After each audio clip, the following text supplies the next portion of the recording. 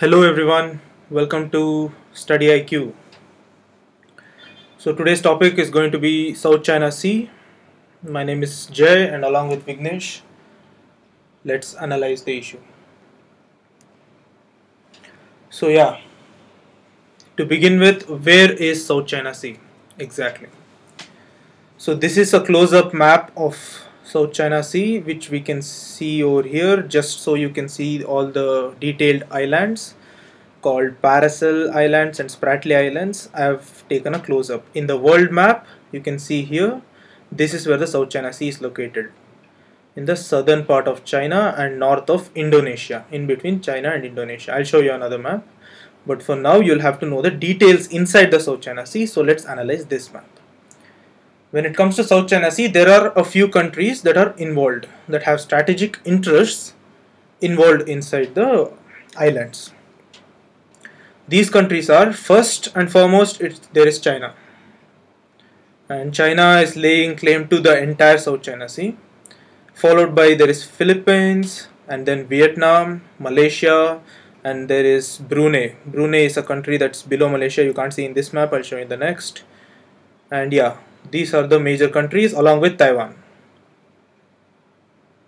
So South China Sea has a number of islands inside it. One group of islands is called as Paracel Islands. The other one, the bigger group, is the Spratly Islands. There is also the shoal. A shoal is a small, stretch of landmass, and this shoal is called as Scarborough Shoal, which is claimed by Philippines and China together. Or as you can see, these red dashes, these are really interesting dashes. I'll show you what it means. There are like 9 dashes if you can count it. And let's move on to the general map. This is the map of Asia. As you can see, there's India here, and here is the South China Sea. If you can see, look at the mouse pointer. South China Sea is, as I said earlier, south of China, and here's the Indonesia, the Indonesian islands. There is Malaysia here. This is the boundary line separating Malaysia, and there is Brunei, as you can see over here. So the countries involved again to go through, there is Vietnam, which is this, and there's Malaysia, Brunei, there's Philippines, this group of islands is Philippines, and there is China, the biggest of them all, along with Taiwan over here. So the sea that is being enclosed by within all these countries is the South China Sea. Now let's go into the dispute and what it means. Now before we do that, we have to know its history. Speaking about the history part of it, there is the Xia and Han dynasty of China.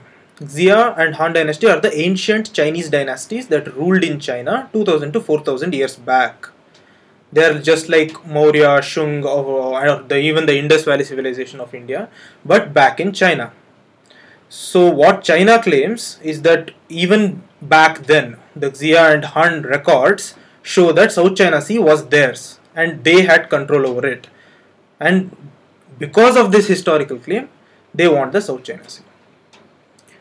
Moving on to a much more modern era, in 1947, before 1948, Chinese Republic was formed, and 1 year before that, its leader, whose name was Chiang Kai-shek, came up with the boundary agreement called the 9-dash line.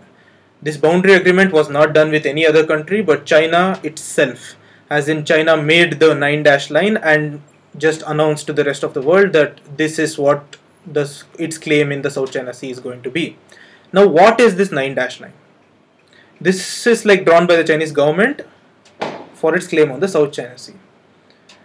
Now 9-dash line, as you can see here, is if this entire area is South China Sea, China has laid claim to this much part of it, as in this 1 dash, 2, 3, 4, 5, 6, 7, 8, 9. Simple. That's what it means. So all the territory, including the water and the islands that come within this, along with the Chinese border, is the South China Sea that China has laid claim to. And it says this entire region belongs to China. This was the boundary agreement that China had gotten into in 1947. But even China had not taken it very much seriously. What happened later was the UNCLOS agreement, or the UNCLOS agreement. Now, UNCLOS is the full form is United Nations Convention on the Law of the Sea. This is a convention. This is like a treaty that nations have gotten into to resolve sea disputes. This UNCLOS is the result of UNCLOS 3, United Nations Conference on the Law of the Sea. UNCLOS 1 and 2, you don't need to know much about it because it was not very important. UNCLOS 3, which happened from 1973 to 82, gave rise to the agreement, which is also called as UNCLOS. And this basically what it does is it distributes territorial water among nations, as in from a nation's boundary, how much, to what extent does it have control over. This is called as distinguishing between territorial waters. There's a lot of details which we need not go into right now. But UNCLOS is majorly this. Since this came about, this has been a major barrier for China and its claim on South China Sea. How? We'll see further. In the history part, let's advance to the 21st century developments. In 21st century, we all know China has been growing and growing economically, militarily, and in a very strategic point of view. So because of this growth, China is ever expanding and it needs to control many trade routes and oil and whatnot. So basically, South China Sea, along with China, there is other countries like Philippines and Vietnam, which has been growing more and more and wants to exercise more and more control over South China Sea. So this issue has been getting greater importance and attention from the media or the governments only after the 2000s. Before that, it was just laid there. It was just like any other normal sea. But after 2000s, everybody wanted it. Now let's move on to the argument. Basically, what is the argument about? I'd like to split this argument into two parts. One, the territory and sovereignty part. The other one, the actual islands part. Now in the territory and sovereignty, China wants the 9-dash line implemented. But what all other countries need is China to withdraw from this. Because if China implements the 9-dash line, none of the countries will get any part of the South China Sea. So their territory is compromised and their sovereignty is compromised, and those countries are not comfortable with it. Now, speaking about the Spratly and Paracel Islands, as I showed you earlier, these are very important two groups of islands. They are just like, consider them as Lakshadweep but much bigger. So they are like, so all the countries who are fighting for one or the other part of these islands, or some countries even want these island groups as a whole. So as we can see here, this is the Paracel set of islands and this is the Spratly.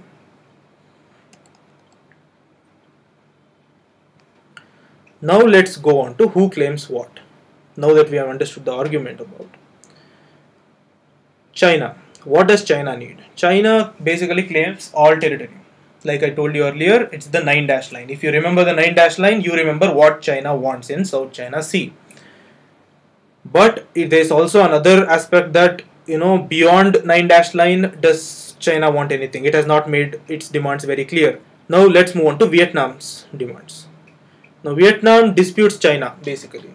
It says China's historical claim is falsified and that Spratly and Paracel Islands that we mentioned earlier, the two groups, were controlled by Vietnam and not China. And it also says that it has historical records for this too. So even China has historical records and even Vietnam has historical records. If China shows ancient history, Vietnam is showing history since 17th century to lay claim to South China Sea. Now Philippines, what does Philippines want? Philippines wants Spratly Islands as a whole because it's because of the geographical proximity to it. As you can see here in the map, Philippines is this is Philippines, but this stretch of island over here, as you can see, this is also Philippines. So this is very much closer to Spratly Islands, in fact more closer than any of the other countries. So Philippines says, we have also been controlling Spratly Islands for decades, and we would continue to do so. Also, the Scarborough Islands that were on top of Spratly Islands also has been laid claim by the Philippines. Moving on, Malaysia. Malaysia wants just waters, like territorial waters that are adjacent to its boundary in the South China Sea. And it also needs some islands in the Spratly group, but not the Spratly group as a whole. Brunei has the least claim to it, and it just wants the water, near its boundary. Whatever the water is there near its boundary has to be protected under UNCLOS agreement. That is all Brunei is asking for. Now, who has built what? There are two sides to this argument. One is Vietnam, Taiwan and Philippines. The other one is China. Now, after the 9-line declaration, China did not involve itself in South China Sea much. So that gave access to Vietnam, Taiwan and Philippines to engage in construction and island building activities. So island building took place, construction on existing islands took place, and it went on for decades, that is up to 2000s. So now it has well established military bases, but troops have not yet been deployed, but bases are anyway established. But China entered the building activity very late. It entered in 2000s. But late does not mean slow. It's been building really fast, such that in the last 18 months, China has reportedly constructed more new island surface than all the other nations have constructed throughout history. This means Vietnam, Taiwan and Philippines, whatever they had been doing for 30 to 40 years, and even before that, China had done in 1.5 years. Now to the question on everybody's head. Why does China want South China Sea control? This is really important. The first and the foremost reason is to dominate major trade route. It's an obvious reason, because it is South China Sea is after all a sea. Not considering the islands, it still has water and ships has to go through. So it's a strategic route. As you can see in this map over here, South China Sea is located here. So in these straits, any ship can go through these straits, and they have to have access to South China Sea to reach Japan or South Korea or even Taiwan, for example. So South China Sea there plays a major strategic role. So control over South China Sea for China is very important, because it will control trade routes along this area. For its own import purposes also, it's very important, because China imports most of the oil from Middle East, and this oil flow will happen through South China Sea. If it's international waters, China will have some backlashes, but if it has it as its own, then it won't face any problems. So that is its major reason. Secondly, it can deny access to foreign military or trade shipments. Foreign military or trade shipments. So there are two things over here. Foreign military is, it could be US military or Japan or even Indian military, for example, because we do a lot of naval exercises with Japan too. So it can deny access to any of the military, setting up of military bases or even moving of naval ships in the sea. And finally, there has been reports suggesting that South China Sea has huge amount of oil and natural gas reserves. And if China gets it, it can get control over all the natural gas reserves and oil reserves, and therefore save on its imports also. Okay, now let's analyze what the US response is and would be in the future also. US is also a major player in the South China Sea. It may not have any geographical proximity to it or geographical closeness, but US has been engaging in South China Sea relations with Vietnam or Philippines at one point of time in history or the other. Throughout the building activities of Vietnam or Philippines or even Taiwan, for that example, when they started building from the 1950s up to 2000s, US never opposed it. But when China started in 2000, US is hell-bent against it.